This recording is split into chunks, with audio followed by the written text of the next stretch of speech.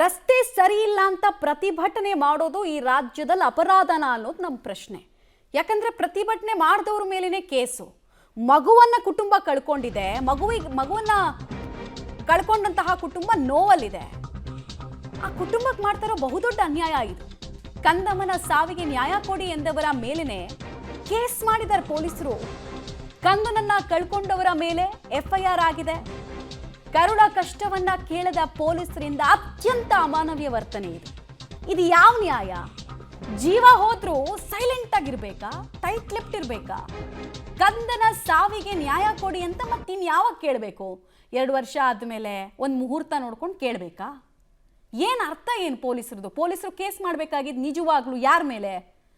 ಕಳಪೆ ಕಾಮಗಾರಿ ಮಾಡಿದಂತಹ ಗುತ್ತಿಗೆದಾರನ ಮೇಲೆ, ಅದಕ್ಕೆ ಓಕೆ ಕೊಟ್ಟಂತಹ ವಾರ್ಡ್ ಇಂಜಿನಿಯರ್ ಮೇಲೆ, ಈ ಪ್ರಾಜೆಕ್ಟ್ ಮಾಡಿಸಿದಂತಹ GBA ಅಧಿಕಾರಿಗಳ ಮೇಲೆ ಕೇಸ್ ಆಗಿರೋದು.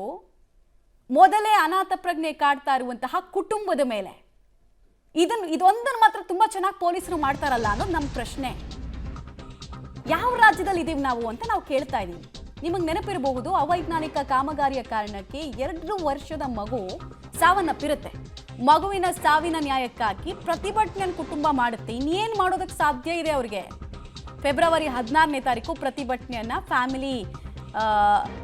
ಫ್ಯಾಮಿಲಿ ಮತ್ತು ಆ ರಸ್ತೆ ಸರಿಯಾಗ್ಲಿ ಅಂತ ಬಯಸ್ತಾ ಇದ್ದಂತಹ ಜನ ಮಾಡ್ತಾರೆ. ಇದಿಷ್ಟನ್ನೇ ಕಾರಣ ಮಾಡಿಕೊಂಡು ಅವ್ರ ಮೇಲೆ FIR ಮಾಡಿರೋದು. ಗುಬ್ಬಿ ಮೇಲೆ ಬ್ರಹ್ಮಾಸ್ತ್ರದ ಪ್ರಯೋಗವನ್ನ ಪೊಲೀಸರು ಮಾಡಿದ್ದಾರೆ. ಪೊಲೀಸರ ನಡೆಗೆ ಸ್ಥಳೀಯರು ಮತ್ತು ಕುಟುಂಬ ಅತೀವ ಬೇಸರವನ್ನು ವ್ಯಕ್ತಪಡಿಸ್ತಾ ಇದೆ. ಮಗುವಿನ ಜೀವ ಹೋದ ಮೇಲೆ ಆ ಸಾವಿಗೆ ಬೆಲೆ ಬೇಡವಾ? ಡೀಟೇಲ್ಸ್ ಕೊಡ್ತಾರೆ ಪವಿತ್ರ. ನ್ಯಾಯ ಕೇಳೋದು ಈ ರಾಜ್ಯದಲ್ಲಿ ಯಾವಾಗ್ಲಿಂದ ದೊಡ್ಡ ಕ್ರೈಮ್ ಆಯ್ತು ಅಂತ ನ್ಯಾಯ ಕೇಳಲೇಬಾರ್ದ? ಕೈಕಟ್ಟು ಬಾಯಿ ಮುಚ್ಚು ಅನ್ನೋ ರೀತಿ ಜನ ಇದ್ಬಿಡ್ಬೇಕಾ? ಮತ್ತೆ ಸಂವಿಧಾನದ ಪೀಠಿಕೆಯನ್ನ ಓದಿ ನಮ್ಮ ಮೂಲಭೂತ ಹಕ್ಕು ಪ್ರಶ್ನೆ ಕೇಳೋದು, ಪ್ರತಿಭಟನೆ ಮಾಡೋದು ಅಂತ ಹೇಳ್ತಾ ಇದ್ದ ನಾಯಕರು ಸುಮ್ಮನೆ ಮೈಕ್ ಸಿಕ್ತು ಅಂತ ಹೇಳ್ತಾ ಇದ್ರ? ಹಾಗಾದ್ರೆ ಕಾಕಿ ಹಾಕ್ಕೊಂಡವರು ಮಾನವೀಯತೆನ ಕಳ್ಕೊಂಡ್ರೆ ಏನಾಗುತ್ತೆ ಅನ್ನುವಂಥದ್ದಕ್ಕೆ ಇದು ಉದಾಹರಣೆ ಅಂತ ಅನ್ಸುತ್ತೆ. ಪಾಪ ಕಂದನನ್ನ ಕಳ್ಕೊಂಡು ಆ ರಸ್ತೆ ಕಾಮಗಾರಿಗೆ ಬಲಿಯಾದವರ ಸಂಖ್ಯೆಯನ್ನು ಕೇಳ್ತಾ ಇದ್ರೆ ಮಮತಾ, ಬರೋಬ್ಬರಿ 5 ಜನ ಮಾದೇವಪುರ ರಸ್ತೆ ದುರಸ್ತಿ ಆಗಿಲ್ಲ. ಆ ರಸ್ತೆ ಕಳೆದ 6 ತಿಂಗಳಿಂದ ಆ ರಸ್ತೆಯನ್ನ ಅದೇ ರೀತಿ ಅಗೆದು ಬಿಟ್ಬಿಟ್ಟಿದ್ದಾರೆ. 5 ಸಾವು ಆ ಜಾಗದಲ್ಲಿ ಸಂಭವಿಸಿದೆ. 2 ವರ್ಷದ ಮಗುವಿನ ತಲೆಯ ಮೇಲೆ ಕಾರ್ ಹರಿದು ಆ ಮಗು ಸ್ಥಳದಲ್ಲೇ ಸಾವನ್ನಪ್ಪಿದೆ. ಮಗುವಿನ ಸಾವಿಗೆ ನ್ಯಾಯ ಕೇಳೋದಕ್ಕೆ ಕುಟುಂಬಸ್ಥರು ಹೋಗಿದ್ದಾರೆ. ಅವ್ರು ಏನ್ ಕೇಳೋದಕ್ಕೆ ಹೋಗಿದ್ದಾರೆ? ರಸ್ತೆಯನ್ನು ದಯವಿಟ್ಟು ಸರಿ ಮಾಡಿ, ನಾಳೆ ಇನ್ನೊಂದು ಮನೆಯ ಮಗು ಸಾಯೋದು ಬೇಡ, ಅವ್ರ ಕುಟುಂಬ ಹಾಳಾಗೋದು ಬೇಡ ಅಂತ ಕೇಳೋದಕ್ಕೆ ಹೋಗಿದ್ದಾರೆ. ಅಂತವರ ಮೇಲೆ FIR ಹಾಕಿದೆ ಅಂದ್ರೆ ಈ ಸರ್ಕಾರ ಏನ್ ಮಾಡ್ತಾ ಇದೆ ಅಂತ. ಅಲ್ಲಿನ ಪೊಲೀಸರು ಏನ್ ಮಾಡಬೇಕಾಗಿತ್ತು ಅಂತ ಅಂದ್ರೆ, ಸ್ಥಳೀಯರ ಪ್ರತಿಭಟನೆಯ ಆಧಾರದ ಮೇಲೆ ಮಗುವಿನ ಕೊಲೆಗಾರರು ಅಂತ GBA ಅಧಿಕಾರಿಗಳ ಮೇಲೆ, PWD ಅಧಿಕಾರಿಗಳ ಮೇಲೆ, ಅಲ್ಲಿನ ಸ್ಥಳೀಯ MLA ಮೇಲೆ ಕೇಸ್ ಹಾಕಬೇಕಾಗಿತ್ತು.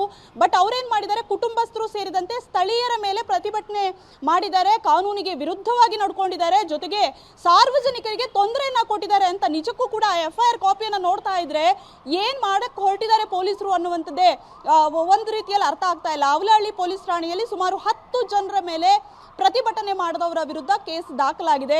ಸೊ ಈಗ ಕುಟುಂಬಸ್ಥರು ಸೇರಿದಂಗೆ ಸ್ಥಳೀಯರು ಆಕ್ರೋಶವನ್ನ ವ್ಯಕ್ತಪಡಿಸ್ತಾ ಇದ್ದಾರೆ. ಹಾಗಿದ್ರೆ ಒಂದು ಸಾವಿಗೆ ನ್ಯಾಯ ಕೇಳೋದೇ ತಪ್ಪ ಅನ್ನುವಂತಹ ಪ್ರಶ್ನೆ ಎದುರಾಗುತ್ತೆ. ಇದೇನು ಗೂಂಡಾ ರಾಜ್ಯನ? ಯಾವ ರೀತಿ ಇವರು ಜನರನ್ನ ವರ್ತನೆ ಮಾಡ್ತಾ ಇದ್ದಾರೆ? ಪ್ರಜಾಪ್ರಭುತ್ವದಲ್ಲಿ ಎಲ್ರಿಗೂ ಕೂಡ ನ್ಯಾಯ ಕೇಳುವಂತಹ ಹಕ್ಕಿದೆ. ಅಂಥದ್ರಲ್ಲಿ ನ್ಯಾಯ ಕೇಳೋಕೆ ಹೊರಟಂತಹ ಕುಟುಂಬಸ್ಥರ ವಿರುದ್ಧವೇ ಕೇಸ್ ಹಾಕಿರುವಂಥದ್ದು.